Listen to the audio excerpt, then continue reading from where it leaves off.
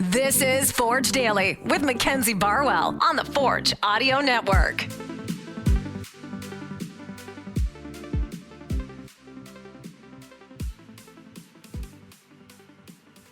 Forge fans, welcome to Forge Daily. Today is August 17th, 2023. I'm your host, Mackenzie Barwell, here to give you all things Forge FC. We are quickly approaching another game day, so tomorrow we will hear from Coach Bobby and another player at the pre-match press conference. But today, a few other things to get into, beginning with an exciting announcement that was made yesterday regarding the Spark Summit. And for those of you who missed the episode where I kind of dove into what the event is, the Spark Summit is happening at Tim Hortons Field right before Forge's matchup against Cavalry on September 9th. It's essentially a panel of women in the industry to lead discussions about women in sport business. So yesterday, the club announced the first speaker, Megan Shaka, and she is phenomenal. She's the co-founder and CEO of Stathletes. It's a hockey data and analytics company that helps give insight to over 22 leagues across the world, including the highest professional levels across North America and Europe. Megan was also featured on the insert cover of Hockey News Top 100 of Power and Influence. She was listed at 95th overall. And then she was also included in the top 10 for hockey business executives. This morning, I had the chance to talk to Forge's manager of community partnerships, Shannon Connolly. She's someone who's been a part of the event before, and she has a leading role going into this year. So she knows the best out of anyone regarding what to expect. So I thought she would have some of the best insight. Here was our conversation. Yeah, so it is a panel series and networking event that we started last year.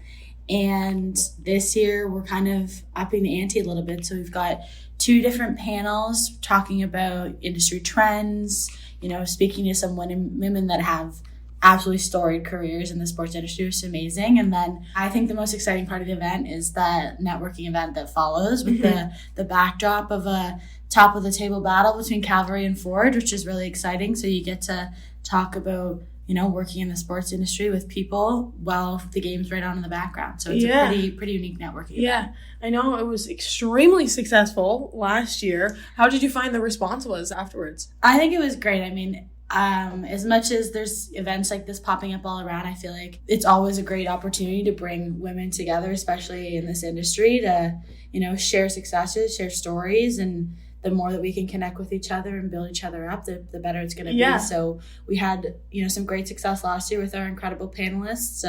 One Soccer's Andy Petrillo was part of it. We had Taylor McIntyre, who's just joined our organization on the Grey Cup team as well. So talk about networking first and foremost, but yeah, I think we're really excited to build off of that energy this year. The event itself is revolving around women in the sports industry, but it's not limited to just females. So why do you think it would be important to see both men and women represented there? We're all in the room together, right? Mm-hmm. So as much as we think that women building up other women is so important, at the end of the day, we all need allies, and networking is vital to success in this industry.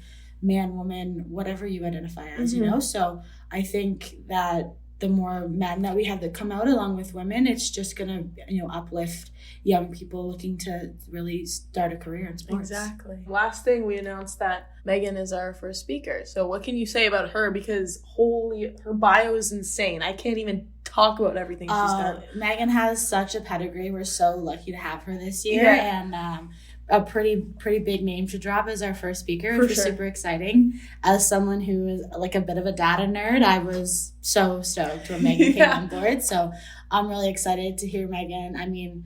Talk about the topics. We have, future trends in the industry. We have people with storied careers, and Megan really fits both of those. So I'm really, really excited to have her, and even more excited to drop the rest of our speakers. Yeah. And, that should be coming soon. So thanks, Shannon. Thank you.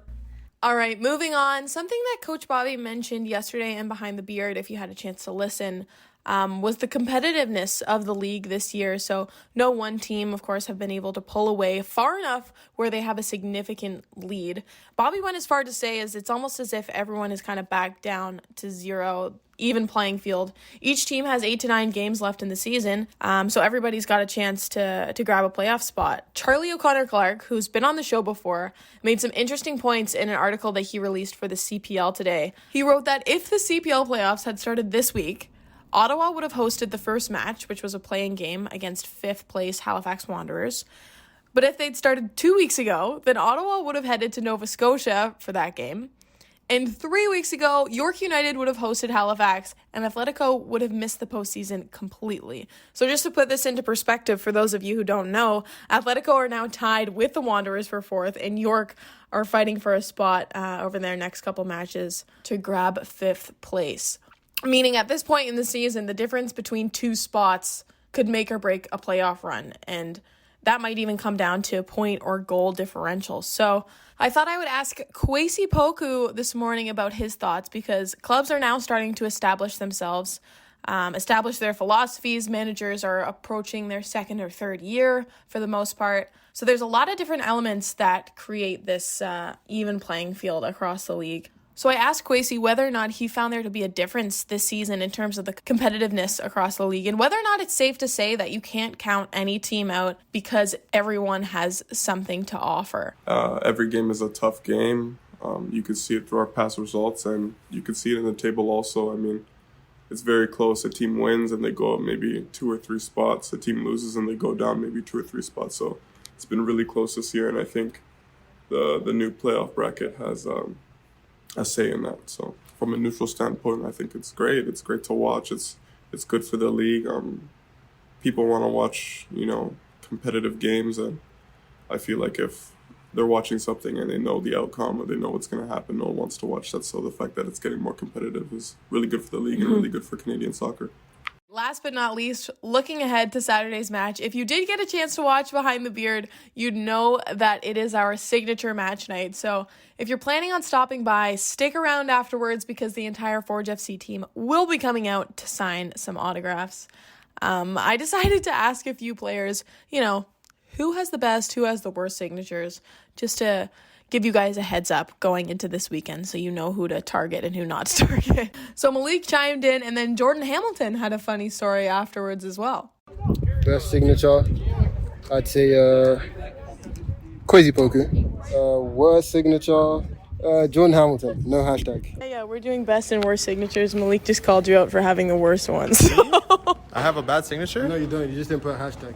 I will say I've had this, my high school teacher, the greatest teacher of all time. Wow. Miss McLean. Shout out. I signed my first contract in grade 12. Yeah.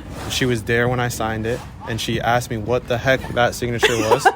So that day we came up with my signature. No way. And it's been the same and you've ever had it since. ever since. Yeah, so I Miss think it's McLean. I think it's a class. I gotta talk to her. I think it's a class signature, to be honest. Okay. I did not hashtag the number because I kind of, Nico just quick. threw it in my Yeah, face. yeah. I just finished practice. Put a hashtag it, but I can't let man's down there, bro. Usually it's a young guy thing. We're talking They sign their Simon. whole... I haven't seen Simon's signature, honestly. It's a print. It's a printed Pretty name. shocking. It's a Simon Guardiola.